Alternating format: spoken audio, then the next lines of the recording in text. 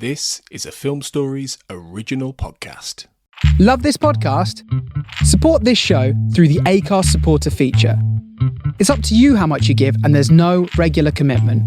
Just hit the link in the show description to support now. Selling a little or a lot?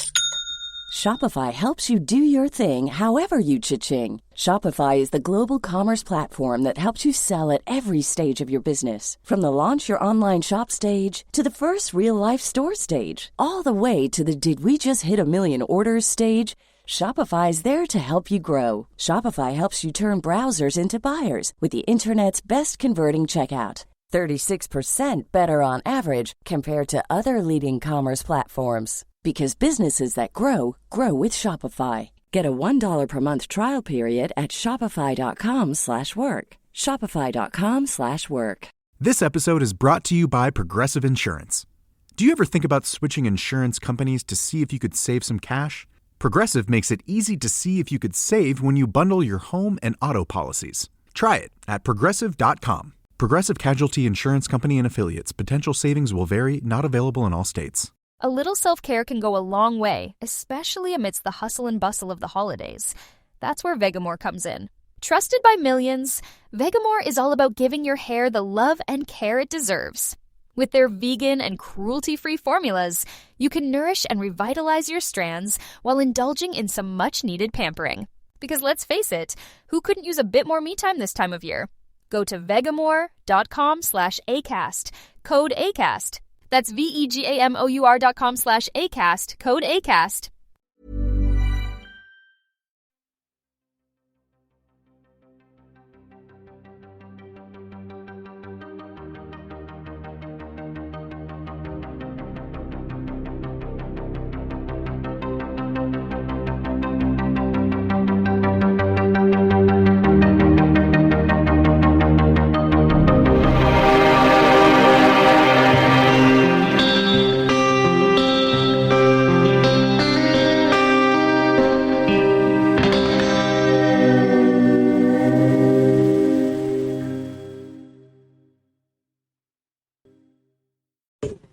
And of course, you said about being interviewed by people who haven't read your book, which is something I never do. I very rarely interview people having not read the book, but in this case I have.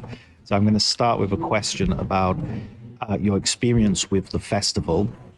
You said you first came to the festival at 16. 16 first once. I was before when I was 10 because Venice, the most organized also a section called Festival dei Ragazzi. This was a particular section for young people. So my first experience was to see animated Czechoslovakian film, Old Czech Legend by Jerry Weiss, 52. And after the first emotion here was to see a title of Erich von Stroheim, Blind Housebands. And it was a very strong emotion for a young people, 16. And I decided to try to continue when I was 18 and to follow all the exhibit retrospective and all the section. It was possible 50, 60 years ago because the program was of 4 or 5 titles a day. So you could watch the whole program. All the program for 10 years was possible. Right. Starting from the 18 was impossible because they changed the program, increased and was of 100 titles, 150 titles. So you have to decide what was better or more interesting. And I started to teach to the university, and so I was more interested to the retrospective, to the history of the cinema. And here, for many, many years, I had the possibility to discover Soviet cinema, Japanese cinema, Swedish cinema, American cinema, French cinema. From the beginning, and was a wonderful experience for me, and helped to continue to know the history of film. I try to study and to know the general history of cinema. And here I was obliged to come here.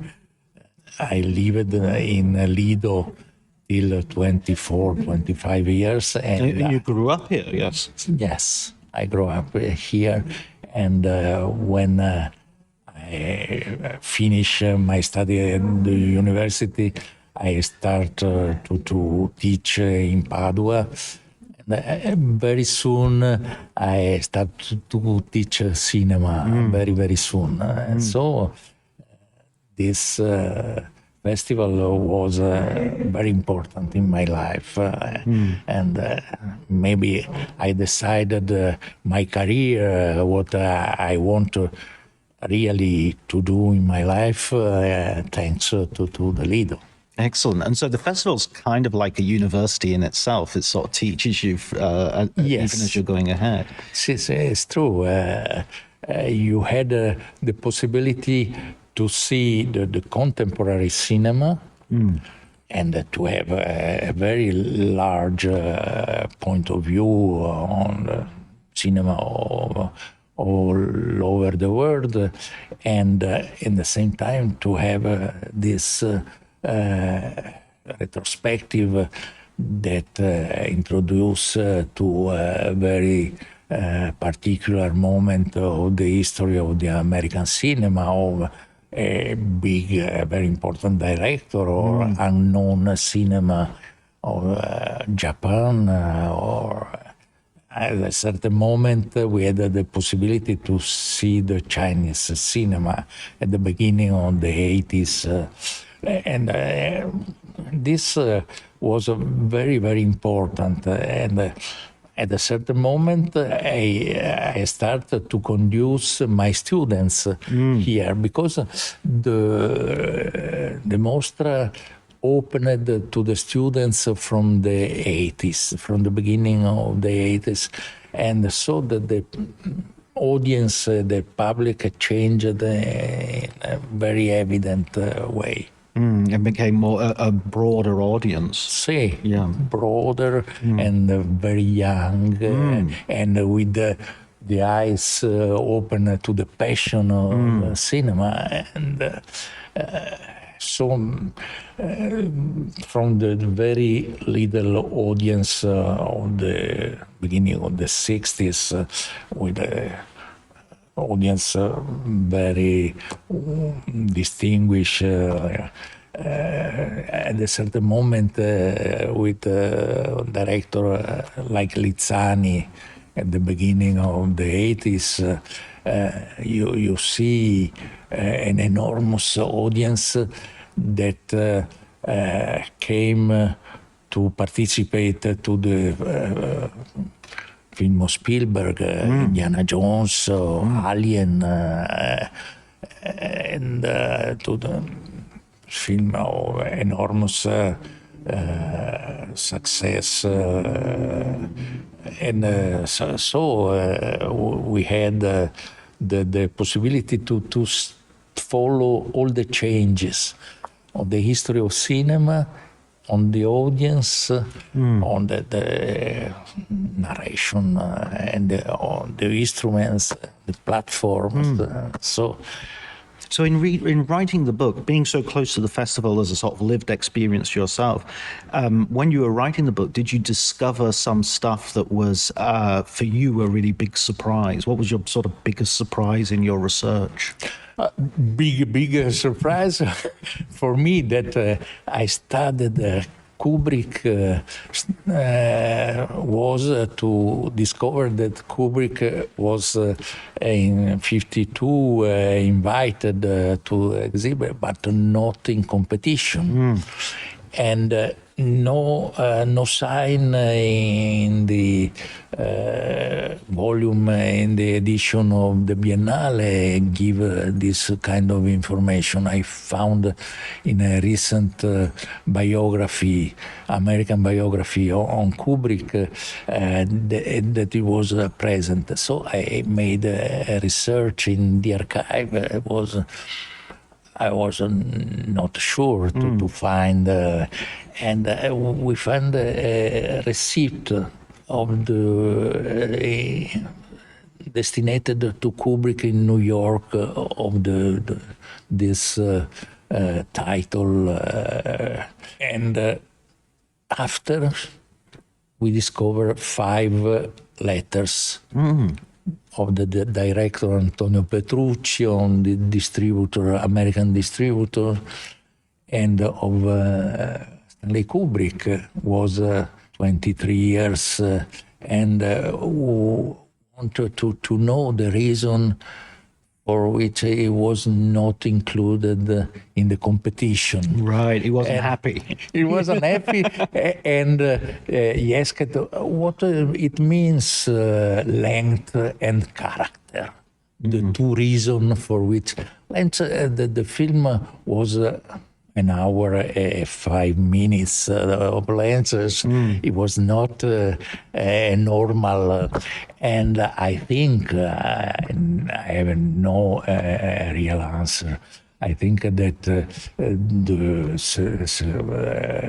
commission of selection had the difficulty to understand if it was a documentary or a fiction film, to decide what. So they decided that it was better to final destination was a festival of cinema scientifico didattico. So this was Killer's Kiss then, the film? No, it was Shape of Fear. Oh, right. Fear and Desire, I think. Fear and Desire, Right. the final title. Right. Oh, that's fascinating. What a fascinating discovery. It was a wonderful As like a research in your heart. It's like, oh.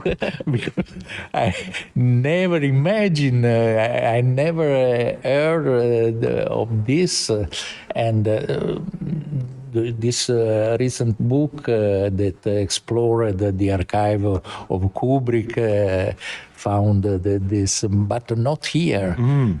Apparently here, but now is a good sign of the perfect function of the archive to found To be able to get it. Yes. Yeah, excellent. And you've worked the last few years getting this whole history, and it's a huge comprehensive history. What insights have you got for the sort of the present version of the festival in comparison to it in the long story? Now the interesting things of the present are that Venice is a sort of advanced point of vision, and they try to see, for instance, the virtual reality first, or to imagine to become a producer with the Biennale College and talent scout. It was not normal in the festival of all over the world. And this is possible because La Biennale had the possibility to imagine a thing like this, or the other point, very interesting for me, is the courage to include the platform in the program. Cannes is not again sure to open to Netflix or thing. Here, not only they are present in the competition, but they obtain the prize. They won, yeah. Roma of Quaron was a great film, but produced by Netflix. And this seems to me the possibility to live this moment of transformation of the crisis of the vision in the theaters, but a place like Lido and the Palazzo del Cinema continue to maintain the sense of the sacrality of the place. So in comparison, you were saying earlier on in the press conference that that Venice used to be the leader and then Cannes overtook in the 60s and 70s. Do you think that Venice is now the leader, or do you think it's Cannes, or do you think it's neck and neck? I don't know exactly, but Venice seems in good situation now in the ranking, international ranking is not in fifth or sixth position. It's a very good situation as again leader, and what I appreciated in this election is I'm sure that try to see all the production in the world for this final selection, and the opening of the view is very important for me, and it is the selection is linked to the single people. Explaining football to the friend who's just there for the nachos? Hard. Tailgating from home like a pro with snacks and drinks everyone will love? An easy win. And with Instacart helping deliver the snack time MVPs to your door, you're ready for the game in as fast as 30 minutes. So you never miss a play or lose your seat on the couch or have to go head-to-head for the last chicken wing. Shop Game Day Faves on Instacart and enjoy $0 delivery fees on your first 3 grocery orders. Offer valid for a limited time. Other fees and terms apply.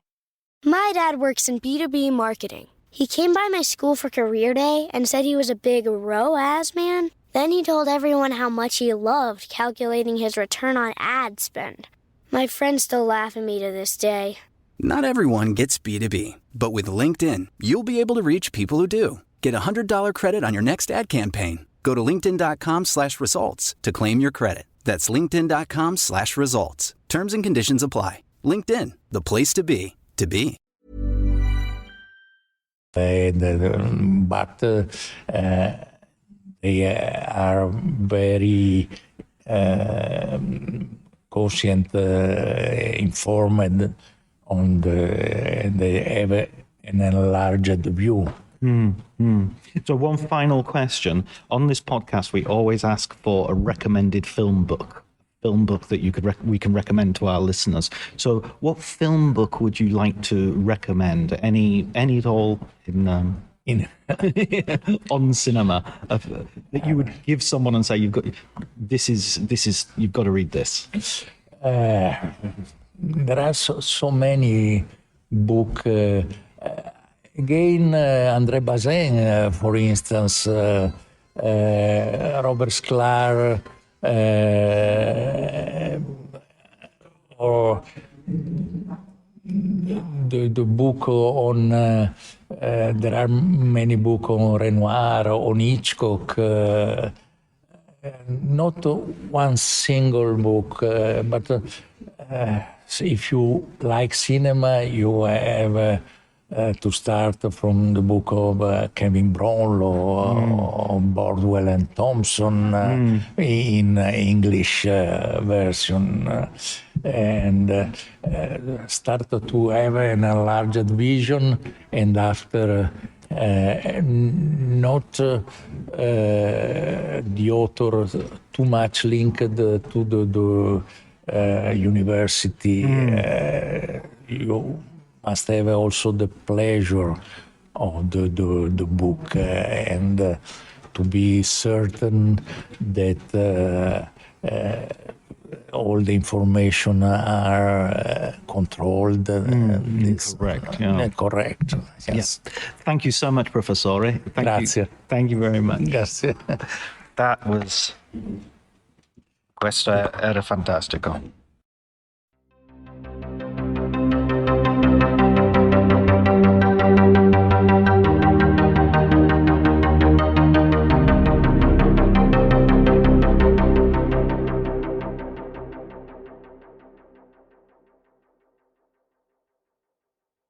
Are you recording that bit as well? No, I've just started. But that isn't a bad habit to get in. To start recording stuff, then you can sort of smooth into it. So, Jack King, we're here at the Venice Film Festival. We're on a terrace, the Campari terrace, in front of the casino, as it's pronounced in Italian, because casino means shit show in Italian. Yeah. So it's very important, the intonation, casino, rather than casino. Well, it's welcome, actually, that Venice has not been a shit show this year, apart from like the first couple of days of booking that everybody was up in arms about. Other than that, it's been wonderful, as always, you know. What are your picks of the festival so far? I knew this was going to be a question, which is why I should have better prepared. I've warmed so much on Tar. I think Tar kind of got short sticked a little bit because it was the second film that I saw, and it was I don't think it played on the opening day. Did it play on the opening evening? So, and it's the thing, like it's so great, and in retrospect, I would put it up in my top 3 at least. But when I first saw it, I was like, I kind of needed to see more to kind of like get a more relative sense of what else is on offer. And it was also just something that retrospectively kind of warms on you and sticks with you so much. I have the same relationship with The Whale. I think The Whale, as divisive as it is proven, to say the least, is something that really, really sticks with you. And the ideas really broil and linger. So those are the two that have really stuck. I really loved Bones and All. I think Bones and All is the number one because I am Guadagnino pilled for my sins. And I was a big Timothée Chalamet agnostic after Call Me by Your Name. I think I've seen every film he's done post Call Me by Your Name at least, which is like it's like 8 movies, you know, based on his little sliver roles and stuff like Little Women and Beautiful Boy, and Beautiful Boy was his lead after Call Me by Your Name. But he kind of I think he went quite downhill with Beautiful Boy. The script didn't service him at all, nor Steve Farrell, but like wasn't as nearly as good as the promise he showed in Call Me by Your Name. And then films like, you know, like the part that he had in Lady Bird, the part that he had in Little Women, kind of playing the same, I hesitate to call it an archetype, the same trope. You know, he's playing a fuckboy, but with variations on the kind of fuckboy theme. And then he did Dune with, you know, films in the interim, but then he did Dune as a big thing. I thought that was good, but Bones and All is like, will be seen as like the big Timothée Chalamet performance since Call Me by Your Name, and it's no surprise that it's come in collaboration with the same director. There's just something that, there's like a level of vulnerability that I think Guadagnino gets out of Chalamet that I mean, not to be presumptive, but on evidence, I haven't seen it in any of the other films that he's been in. So there's just something there that's just really wonderful. And Bones and All is just a wonderful picture in general. Was that your favourite film to write about? Yes, 100%, because there's so much to talk about. I was really surprised actually in other people's reviews, because I read the whole cornucopia of criticism that came out. I also read the novel before coming to the festival, and I was really interested in how Guadagnino adapted the script. His co-writer, whose name escapes me, because in the original book it's set in the 90s, and it's very much like a Clinton era novel. It's young adult and stuff, so it didn't really get into the granular politics of the era. But there are scenes where you see like Clinton giving the famous "I did not have sexual relations with that woman" speech and all this kind of stuff. Whereas in this version, it's the 80s and is very much updated for Reaganism and all that kind of stuff. And I think it fits the idea of cannibals who are addicted to consumption and are relentless in their pursuit of getting as much as they possibly can because it's an impulse. So much more because that's like, as I kind of tried to unpick and unpack in my review, that feels like that's the almost like biological tick of capitalism.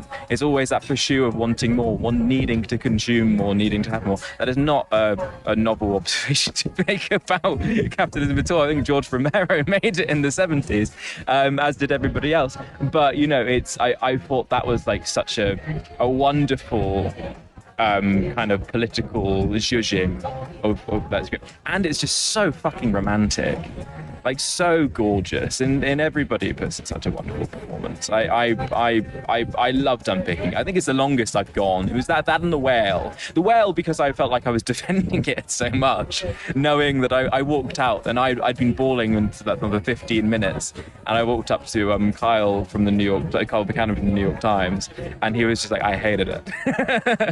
And it as it emerged, it was very, very polarizing. Yeah, you had something to kick against. Yeah, absolutely. I obviously I don't think it's a case of people misunderstanding it, because I do agree with a lot of the criticisms to the well. The score's over-egged and it's trying to make you cry as much as it possibly can, and it's like it's pummeling you like an emotional battering ram. I do have a close relationship to the subject matter because it's about parental estrangement, and I haven't spoken to my mum for about 4 or 5 years. So I had to interrogate it up to the fact, I was like bawling and weeping, and I was like, but is it because of the subject? Is it because of the idea of a parental estrangement and abandonment, or is it because of the material? And I think it's because of the material, because aside from I haven't actually read the play or seen the play, I don't know, because it is based on a play by, I think it's Scott D. Hunter. I can't remember the name of the guy. Yeah, it's D. Hunter. Yeah. And as far as I understand, there's quite a lot of fidelity to the original text. But yeah, no, I thought that was I'm just really taken aback by the authenticity and compassion with this guy's story, both with his physical predicament and his physiological state, which it handles with a lot of delicate compassion. It's very, very deft, and I fear that people will reduce it on the surface to like this story about I don't know, like a 600-pound guy who can't leave his flat, which I think it handles it. It's handled with more care than that, and also that the stuff about the parental. It's there's a lot more authenticity there than I've seen in a lot of Hollywood pictures, at least, about that theme and that idea. Well, I was going to ask, what have you not liked then? What have you been on the other side of the fence, or have you not had that feeling yet? Actually, this has probably been, I don't know how many film festivals I've been to at this point. I've been writing professionally for 4 or 5 years now. So I went to my first film festival, I think it was 2019. I think it might have been Berlin. This is the best that I can remember going to in terms of just sheer quality, as I think everybody expected when the program first came out. But I did, thank God, go to a film that I walked out of after 30 minutes this morning. I think it was The Lord of the Ants, which, up until that point, I was worried that I'd lost all of my taste and I just liked everything because it's Venice and because it's gorgeous and because there's so much hype around the movies and everything. I was like, am I really becoming this populist and everything? But I totally am. I am such a shill for big films and everything. But no, this was absolutely appalling. And I walked out and I felt quite triumphant. So thank God I do have a meter for. I do actually dislike things still. I can be a bit of an arsehole. How wonderful. My barometer is still working in the. Yeah, it's not just the needle's not just stuck. Yeah, exactly. The Lord of the Ants is an Italian film by by Gianni Emilio, and it's about the Brabanti case. Aldo Brabanti, who was it's kind of an intellectual poet, theatre writer, and he was tried. I mean, the history is really interesting. I agree with you. The film was no great shakes, but he was tried under a law called plagiarism of the mind, because Mussolini and the fascists wouldn't admit that there was such a thing as homosexuality in Italy, so they didn't actually have a law against it in the books, and they had to sort of convert this law in the 1960s, to prosecute this poor guy and send him to prison. It's a very slow-paced, serious, Poe-faced, kind of miserablest version of gay sex as well. I mean, there's barely a kiss in it, I don't think. And all the gay sex is portrayed as being really sort of tragic and sad, and it's like, why do you want to be gay if this is do you know what I mean? If this is the thing, if the way it's being produced, portrayed. Sorry. No, well, I mean, your explanation of the events there was more interesting to me than the 2-hour and 10-minute film I could have sat through. So I mean, I don't know. There was something about. It's the kind of thing that should really grip me. I didn't know the context of the story before I walked. It was kind of a blind watch. So it opens. I think the first 5 minutes you get like they're all is in the mid 1960s, and it's very sumptuous set design, and it feels very credible as a period piece. But then you're introduced to the two main queer characters, or as far as I can understand, having seen it 35 minutes of it.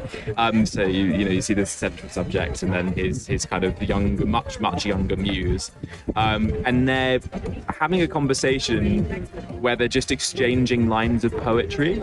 Yeah. And I was just like, this is so Italian. I love Italian cinema, as I've literally just said about Bones and all and everything, but it's just so, I found it so annoying and so grating. And then very quickly, like the I guess the central subject isn't likable in the slightest. He's really, really annoying. He's just going like the ants metaphors and allegories, because he has an ant farm, and the ants are trapped within the ant farm, and blah blah blah blah. Just really, really kind of grating, and pretentious, and it's it's the kind of thing where, like, within the first 15 minutes the characters are evoking philosophers, and speaking in like really stunted and unrealistic ways, which might otherwise work, but here it really doesn't. And the closest emotional sort of scene, the biggest pathos, is reserved for his mother. Right. It's his mother who has suffered. Is it? Yeah, it's his mother who sort of, spoiler, dies at the end, and so it's just, I mean, how Italian is that? Sorry, the mother of Brabanti, of the older guy. Okay, yeah. Not the mother who put her son into conversion therapy. No, she's a wicked mother. But it's all mothers. Totally. When it comes down to it, it's all mothers. Italy is all mothers. Oh, man. Right, listen, we're going to have to do a part 1 and part 2 of this conversation, because I've got to run off and see Kimchi Duck. Okay. But so we've had your what's great and what's not so great at the festival. I'm going to talk to you later on for the book and the author. Okay? Yeah. Okay. See, we're too interesting. We just can't stop ourselves.